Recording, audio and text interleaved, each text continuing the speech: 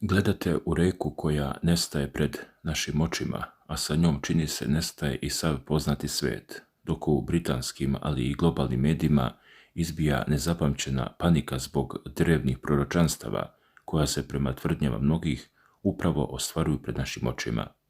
Ovo nije samo obična vest o ekologiji, već duboka, napeta drama o sudaru hiljadugodišnjih strahova i savremene surove realnosti koja prijeti da preoblikuje geopolitičku mapu planete. Tu dolazimo do ključne stvari. Kada moćni Eufrat, ta opšte priznata kolevka civilizacija, počne da presušuje rekordnom brzinom, to više nije vest o običnoj klimatskoj anomaliji, već događaj koji pali crveni alarm od Bliskog istoka do zapada. Kako se navodi u dramatičnim izveštajima medija poput Daily Star, Express, New York Post i ostalih, sve veći broj ljudi prepoznaje u ovim prizorima zastrašujuće ispunjenje reči iz knjige Otkrivenja. U tom svetlom i mračnom tekstu jasno se upozorava da će šesti anđeo izliti svoju čašu gneva na veliku reku Eufrat i da će njene vode potpuno presušiti kako bi se pripremio put takozvanim kraljevima sa istoka. Pazite sad, ljudi, prema tim interpretacijama to znači da gigantska vojska sa istoka samo čeka da isušeno rečno korito postane široki drum za njihov marš ka Armagedonu, posljednjoj bitci između dobra i zla. Ali ovdje priča nikako nestaje, jer dok vernici strahuju od biblijskog smaka sveta i kraja sedmogodišnje nevolje, gdje se u propovedima često ističe da se nijedno ljudsko biće neće spasiti, moderna nauka nam donosi hladne, gotovo zastrašujuće podatke.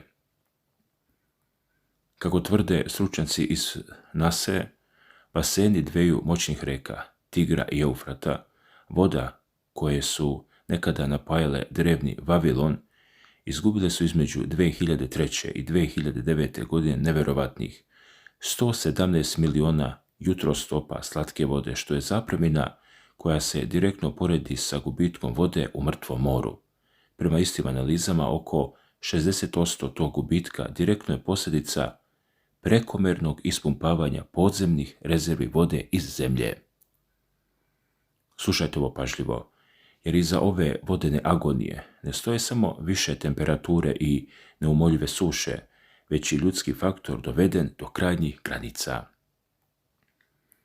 Iračko ministarstvo vodnih resursa već duže vrijeme uporno upozorava da bi bez hitne, radikalne akcije i intervencije čitav tok Eufrata mogao potpuno da presuši već do 2040. godine.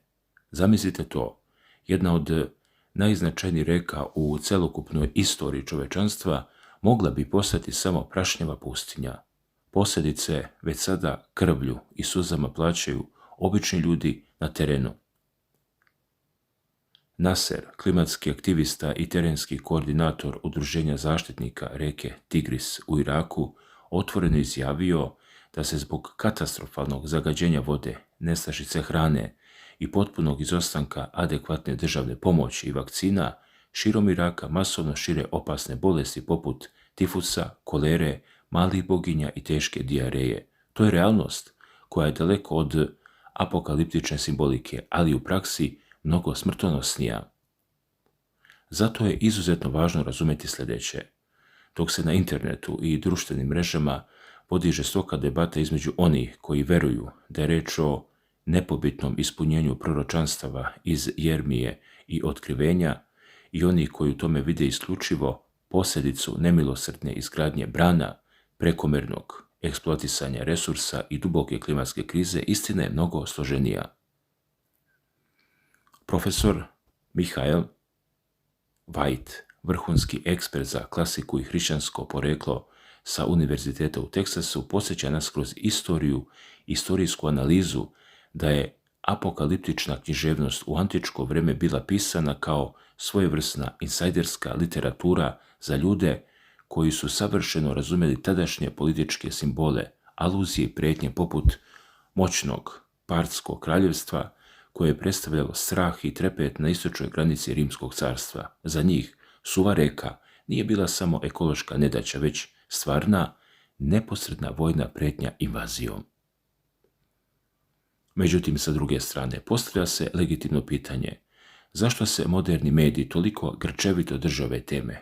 Možda zato što je Britanija zemlja duboko ukorenjena i bogata usmena predavanja, mitove i srednjovjekovna proročanstva poput proročanstva majke Shipton ili naučnih kalkulacija koje je svojevremeno izvodio čak i slavni Isaac Newton, tumačeći biblijske tajne i izračunavajući datume apokalipse. A kada se na tu medijsku mašineriju dodaju i misteriozna upozorenja takozvanog kineskog Nostradamusa o događajima koji će potresati svet decenijama ili pak zlokobne najave brazilskog vizionara za 2026. godinu koje govore o velikim ratovima i rekama krvi, potpuno je jasno zašto se priča o Eufratu transformisala u globalnu obsesiju. Nije isključeno, kako upozoravaju analitičari, da se u svemu ovome krije i snažna politička poruka ili veštačko usmjeravanje globalne pažnje u jeku zaoštrenih svjetskih kriza. Pazite sad, ovdje moramo pomenuti i doktora Konstantina Borisova, inače računarskog inženjera, čija je smela teorija objavljena u uglednom časopisu uzdrmala naučne krugove, jer tvrdi da se biblijski Edenski vrt možda uopšte nije nalazio u Mesopotamiji, već u blizini Egipta. Iako zvanična arheologija i mainstream istoričari odbacuju ove tvrdnje, ovakve hipoteze samo dodatno potgrevaju i onako usijano interesovanje javnosti za tajne biblijske geografije i istorije. I dok se čitav svijet bavi ovim teškim pitanjima, u pozadini se odvijaju stvarni, potresni događaji koji potresaju planetu. Ne smemo zaboraviti ni širu geopolitičku i ekonomsku sliku. Kako navode od 9 oštrih uslova koje je navodno postavio Iran u vezi sa ponovnim otvaranjem strateškog Ormuskog moreuza u takozvanom Trumpovom dokumentu o predaji, preko zastrašujućih požara koji gutaju ruske naftne rafinerije pretvarajući noći u noćnu moru za Kremlj, pa sve do lokalnih ljudskih tragedija poput one u Saratovu, gdje je velika porodica ostala bez krova nad glavom uslijed katastrofalnog požara, a otac sam pokušava da prikupi sredstva da spase dom prije nego što stigne nemilosrdna zima. Sve ove vesti, makoliko delovane razbacano, grade jedinstven mozaik duboke nestabilnosti u kojoj priče o presušivanju reka i propasti civilizacija deluju kao logičan ishod našeg doba. Sada kada smo pred sobom složili sve aktere, od drevnih proroka preko nasilnih naučnika, iračkih aktivista na prljavim terenima, pa sve do modernih medija, gladnih senzacija i političara koji vuku konce i senke, postavlja se ono najvažnije goruće pitanje. Da li smo zaista svjedoci konačnog kraja vremena ili ovo samo surovi, otrežnjujući podatak da smo kao civilizacija postali opasno zavisni od prirodnih resursa koje smo lakomisleno uzeli zdravo za gotovo? Da li je presušivanje Eufrata tek nemi svedok našeg ekološkog neuspeha ili nam šalje poruku koju namjerno odbijamo da čujemo? Dragi gledalci, mogu slobodno da kažem da sam se u jednom trenutku naježio dok sam pripremao ovu priču i dok sam dolazio do svih ovih informacija, jer kada pročitate da je jedna ovako velika istorijski važna reka došla u situaciju da se govori o njenom ozbiljnom presušivanju, onda čovjek zaista mora da se zapita šta se to dešava sa našom planetom. A posebno zabrinjavaju tvrdnje i procene koje pominju 2040. godinu i mogućnost da situacija postane još teža. Ne želim da kažem da će se nešto sigurno dogoditi, jer takve prognoze uvijek treba posmatrati sa rezervom. Niko od nas ne može sa sigurnošću da zna šta će biti za 10 ili 15 godina, ali sama činjenica da se uopšte govori o takvim scenarijima dovoljna je da nas natera da malo razmislimo. Podzemne vode nestaju. Podzemne vode se crpe ogromnom brzinom i kada čovjek malo bolje razmisli, to je prosto neverovatno. Voda nam je potrebna za sve, za poljoprivredu, industriju, proizvodnju, hlađenje velikih sistema, gradove, domaćinstva i praktično čitav savremeni način života. I onda sam se zapitao nešto drugo. Toliko je tehnologija napredovala da čovjek danas može da uradi stvari koje su prije samo nekoliko decenija izgledale gotovo nemoguće. Pravimo ogromna postrojenja, gradimo gradove usred pustinje, prerađujemo morsku vodu, kopamo sve dublje, gradimo sve veće sisteme za navodnjavanje i upravo zato mi je teško da prihvatim da čovečanstvo uz svu tehnologiju koju danas ima ne može mnogo ozbiljnije da se pozabavi pitanjem vode. Jer bez vode nema ničega. Nema poljoprivrede, nema hrane, nema normalnog života. Možete imati najmodernije automobile, najbrže kompjutere, najveće fabrike i najsavremeniju tehnologiju, ali ako jednoga dana nemate dovoljno čiste vode, sve ostalo pada u drugi plan. I odmah tu mi je nešto palo na pamet dok sam radio ovu priču. Ne mogu da tvrdim da je sve direktno povezano, niti želim da izvlačim zaključke za koje nemamo dokaze, ali prosto pogledajte šta se posljednjih mjeseci dešava sa velikim rekama i jezerima širom sveta. Pogledajmo Dunav, pogledajmo ostale velike evropske reke kada dođu periodi velikih suša i niskog vodostaja, a onda pogledajmo Eufrat na potpuno drugoj strani. I čovjek prirodno postavlja pitanje da li sve ovo ima neku zajedničku nit. Ne mislim da neko namjerno suši reke, da me neko pogrešno ne razume. Govorimo o tome da li klimatske promjene, sve veća potrošnja vode, industrija, poljoprivreda, rast stanovništva, brane i ogromno crpljenje podzemnih voda zajedno stvaraju jedan mnogo veći problem nego što smo do sada bili spremni da priznamo. Jer jedna stvar je kada vidite nizak vodostaj jedne rijeke jedne godine, kažete dobro, suša je, dešavalo je se ranije, ali kada počnete da slušate slične priče iz različitih dijelova sveta, onda već počinjete drugačije da razmišljate. Eufrat ovdje, Dunav tamo, druge velike rijeke na trećoj strani, jezera čiji se nivo menja, podzemne vode koje sve više se koriste. I sve tu trenutku kada čovečanstvu treba sve više vode. To je ono što mene lično zabrinjava. Jer, kao što sam već rekao u ovoj priči, kada mediji i stručnjaci govore o nestajanju podzemnih voda, moramo da razumemo da te rezerve nisu neka beskonačna rupa ispod naših nogu iz koje možemo zauvek da izvlačimo vodu.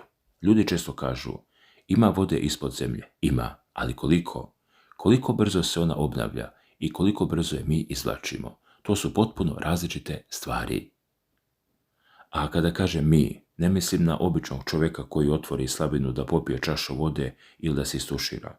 Ovdje govorimo o ogromnim sistemima, državama, gradovima, industriji, poljoprivredi, proizvodnji i svemu onome što danas troši ogromne količine vode. Zato mi ova priča o Eufratu, proročanstvo, nije samo priča o jednoj reci. Za mene je ovo mnogo veće pitanje. Šta će se dogoditi ako u narednim decenijama voda postane jedan od najvažnijih resursa na planeti? O nafti slušamo čitav život, o gasu slušamo svakog dana. Gledamo države koje se spore oko energenata, teritorija, trgovačkih puteva i prirodnih bogatstava. A šta ako voda postane još važnija? Jer bez nafte možete pronaći neki drugi izvor energije. Bez jednog energenta možete razviti drugi, a bez vode šta ćemo? I upravo zbog toga mislim da ovakve priče ne treba posmatrati samo senzacionalistički. Nije poenta reći Eufrat nestaje i tu završiti priču. Poenta je da se zapitamo šta mi kao civilizacija radimo sa resursom bez kojeg ne možemo da preživimo. Koliko vode trošimo, koliko je zagađujemo, koliko izvlačimo iz zemlje, koliko se razmišlja 10, 20 ili 50 godina unapred. I što je možda najvažnije, da li smo svjesni problema tek kada nam voda bukvalno dođe do grla, odnosno kada je više nema dovoljno. Ja stvarno ne želim da širim strah, naprotiv, nadam se da će tehnologija, nauka i razumno upravljanje resursima omogućiti da se ovakvi problemi rešavaju. Danas postoje tehnologije za prečišćavanje vode, desalinizaciju morske vode, efikasnije navodnjavanje i mnogo racionalnije korišćenje onoga što imamo. Čovečanstvo ima ogromno znanje, samo je pitanje kako ćemo to znanje upotrijebiti. Jer meni je prosto neverovatno da smo stigli do toga da možemo da šaljemo letelice daleko u svemir, da pravimo neverovatne mašine, da za nekoliko sekundi razgovaramo sa drugim krajem sveta, a da istovremeno strahujemo da li će neka područja imati dovoljno najobičnije vode. I zato sam iskreno zabrinut kada sve ovo staje na jedno mesto. Eufrat, Dunav, druge velike reke, podzemne vode, suše, ogromna potrošnja. I zato ću vam na samom kraju postaviti samo jedno pitanje. Neću 100 pitanja, neću da komplikujem, samo jedno i voleo bih da mi iskreno odgovorite u komentarima. Šta vi mislite? Da li su sve češći problemi sa Eufratom, Dunavom, drugim velikim rekama i podzemnim vodama ozbiljno upozorenje da čovečanstvo mora hitno da promijeni način na koji se odnosi prema vodi? Hvala na pažnji.